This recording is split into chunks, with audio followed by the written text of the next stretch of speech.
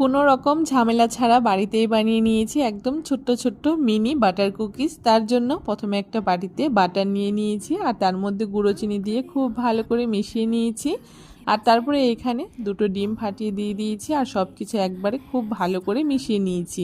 যখন এরকম ক্রিমি একটা টেক্সচার আসবে তখন এখানে আমি ময়দা দিয়ে দিয়েছি, আপনারা চাইলে আটাও ব্যবহার করতে পারেন। সামান্য একটু নুন, বেকিং পাউডার, বেকিং সোডা আর 2 প্যাকেট গুঁড়ো দুধ দিয়ে দিয়েছি। এখন সব কিছু একসাথে খুব ভালো করে মিশিয়ে একদম নরমও না আবার শক্তও না, ঠিক সেই রকম একটা ডো তৈরি করে নিয়েছি।